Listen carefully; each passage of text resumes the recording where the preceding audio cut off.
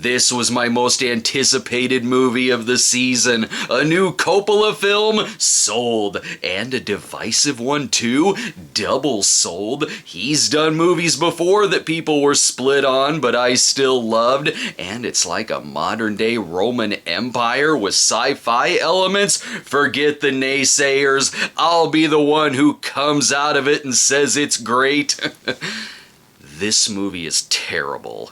How do I describe this? I don't know. It's hard getting invested in a movie when it starts like it's already been on an hour and there's a whole first act missing. But maybe it'll get better. It never does. Why is New York now New Rome and led by a man named Caesar who has the power to freeze time and also has a dream of making moving walkways made of water? Who cares? F you for asking. And if you think there's gonna be any Caligula by way of Babylon-style debauchery that saves it, no, it's not that kind of movie. The party scenes in Gossip Girl are raunchier than this. To say there's too many characters implies that it really even has characters. There's a big name cast, and that's most of the characterization you get. It's a lot of, oh, there's Dustin Hoffman, there's Jason Schwartzman, there's Talia Shire. It was cool seeing people like D.B. Sweeney and James Remar in it, but they're not given anything to do.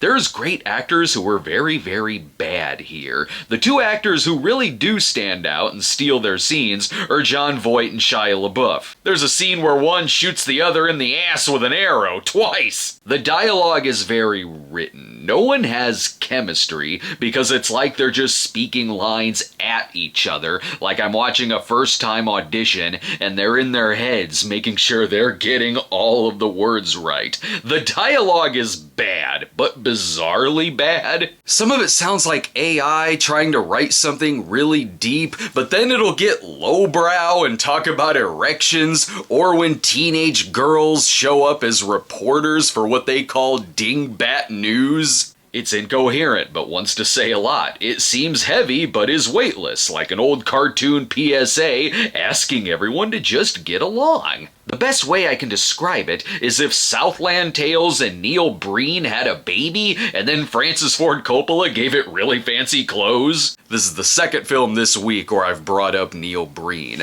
and Return to Salem's Lot was the far better movie.